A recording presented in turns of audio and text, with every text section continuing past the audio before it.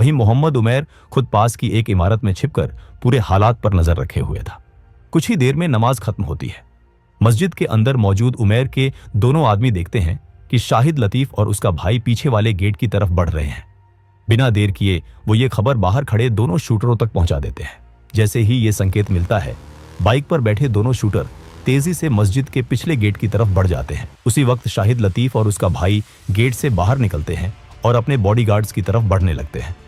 अचानक बाइक पर सवार दोनों शूटर उनके सामने आ जाते हैं। बिना एक पल गवाए वो लगातार गोलियां चलाना शुरू कर देते हैं। माहौल में अफरा तफरी मच जाती है। बॉडीगार्ड भी दौड़कर उनकी तरफ आते हैं, लेकिन सब कुछ ही सेकंड में खत्म हो जाता है। शूटर लगातार फायरिंग करते हुए वहां से फरार हो जाते हैं। शाहिद लतीफ और उसके भाई को कई गोलियां लग चुकी होती हैं। दोनों वहीं जमीन पर गिर जाते हैं और कुछ ही पलों में उनकी मौत हो जाती है। इस तरह भारत का मोस्ट वांटेड आतंकवादी अपने ही देश पाकिस्तान में दिन दहाड़े मार दिया जाता है। वही शाहिद लतीफ, जो सालों तक भारत के खिलाफ साजिशें रचता रहा, अब खुद एक खामोश लाश बन चुका था। शाहिद लतीफ को मारने के बाद मोहम्मद उमैर और उसके साथी तुरंत वहां से निकल जाते हैं। लेकिन अब कहानी का दूसरा हिस्सा शुरू होता है। पाकिस्तान पुलिस और आईएसआई पहले से ही अलर्ट पर थी और अब वो पूरी ताकत से मोहम्मद उमैर के पीछे लग जाती है।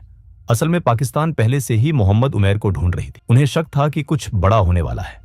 दरअसल शाहिद लतीफ की लोकेशन पता करने के लिए उमैर ने कई पाकिस्तानी गैंगस्टरों से संपर्क किया था। शाहिद लतीफ पर हमले से एक दिन पहले इनमें से एक गैंगस्टर को पाकिस्तान पुलिस ने किसी दूसरे अपराध के मामले में पकड़ लिया था। उस गैंगस्टर को लगने लगा कि उसे इसलिए गिरफ्तार किया गया है क्योंकि उसने शाहिद लतीफ की लोकेशन बताई थी। डर के मारे वो टूट जाता है और पुलिस को मोहम्मद उमैर के बारे में सब कुछ बता देता है। यहीं से पाकिस्तान पुलिस और आईएसआई को मोहम्मद उमैर की पूरी जानकारी मिल जाती है और वो उसके पीछे पड़ जाते हैं। शाहिद लतीफ की हत्या के बाद प्लान के मुताबिक मोहम्मद उमैर और उसके आदमी लाहौर एयरपोर्ट की तरफ बढ़ते हैं। रास्ते में वो सारी जानकारी रॉ तक पहुंचा देते हैं। लेकिन यहीं पर सबसे बड़ा ट्विस्ट आता है। रॉ जानबूझकर पाकिस्तान पुलिस को मोहम्मद उमैर की लोकेशन का इनपुट दे देता है। असल में भारत ने मोहम्मद उमैर को पाकिस्तान भेजा ही इसलिए था ताकि वो पकड़ा जाए। उमैर वही आदमी था जो हथियारों की सप्लाई करता था और उन्हीं हथियारों से भारत में आतंक फैलाया जाता था। इस तरह भारत ने एक ही तीर से दो निशाने साध लिए। एक तरफ शाहिद लतीफ मारा गया और दूसरी तरफ गन सप्लाई करने वाला नेटवर्क भी बेनकाब हो गया। मोहम्मद उमैर को लाहौर एयरपोर्ट से गिरफ्तार कर लिया जाता है। उसकी गिरफ्तारी पाकिस्तान के लिए भी एक बड़ा मामला बन जाती है। कुछ महीनों बाद पाकिस्तान एक बड़ा दावा करता है। पाकिस्तान के विदेश सचिव प्रेस कॉन्फ्रेंस करते हैं।